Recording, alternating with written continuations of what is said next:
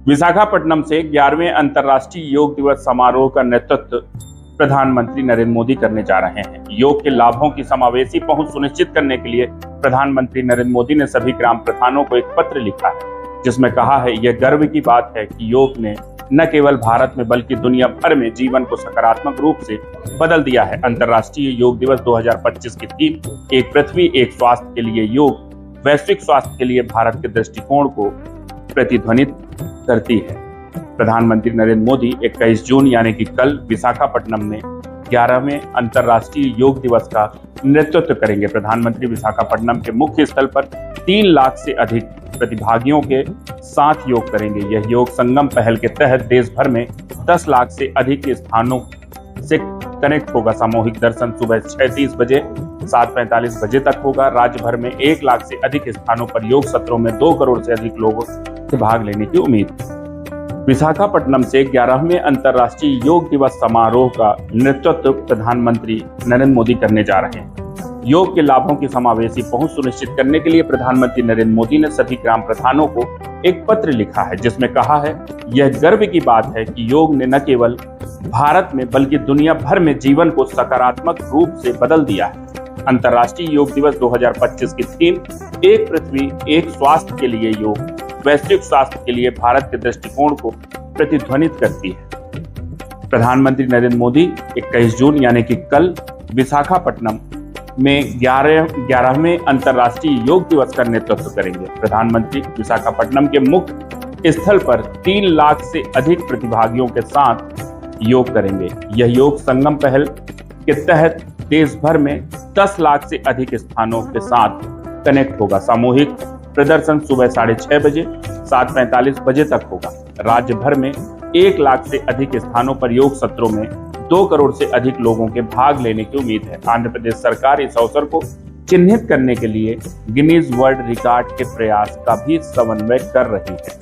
इसके अतिरिक्त आंध्र प्रदेश सरकार द्वारा पंजीकृत प्रतिभागियों को 50 लाख से अधिक योग प्रमाण पत्र प्रदान किए जाएंगे। योग कार्यक्रम में केंद्रीय आयुष राज्य मंत्री स्वतंत्र प्रभार और स्वास्थ्य एवं परिवार कल्याण राज्य मंत्री प्रताप राव जाधव और आंध्र प्रदेश के मुख्यमंत्री एन चंद्रबाबू नायडू भी शामिल होंगे। आपको बता दें कि दिल्ली भी इस राष्ट्रीय उत्सव में सक्रिय रूप से भाग लेने के लिए पूरी तरह तैयार है। 21 जून को देश के राजधानी क्षेत्र में 109 स्थानों पर योग कार्यक्रम आयोजित किए जाएंगे, जिसमें ऐतिहासिक लाल किले में एक भव्य कार्यक्रम भी होगा।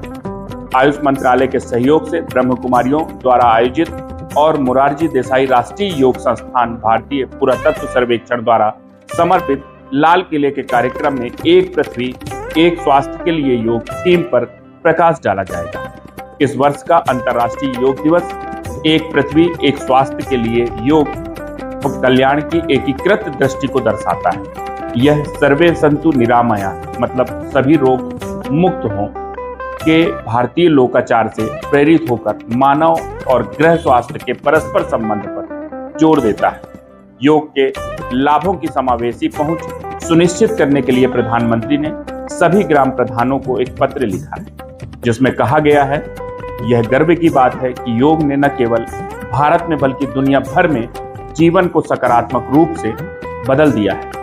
अंतर्राष्ट्रीय योग दिवस के लिए सार्वजनिक भागीदारी जुटाने के लिए 10 सिग्नेचर कार्यक्रमों की शुरुआत के परिणाम स्वरूप देश भर और विदेश से अभूतपूर्व प्रतिक्रिया मिली है। देश में 21 जून के आयोजन के लिए 1 लाख पंजीकरण के लक्ष्य के मुकाबले 11 लाख से अधिक संगठनों और समूहों ने आयुष मंत्रालय के योग पोर्टल के माध्यम से अपने अपने स्थानों पर योग संगम कार्यक्रम के लिए पंजीकरण कराया है। राजस्थान ने 2,25,000 से अधिक पंजीकरण कराकर सूची में शीर्ष स्थान प्राप्त किया है, जबकि 3 और राज्यों ने 1 लाख पंजीकरण का आंकड़ा पार किया है।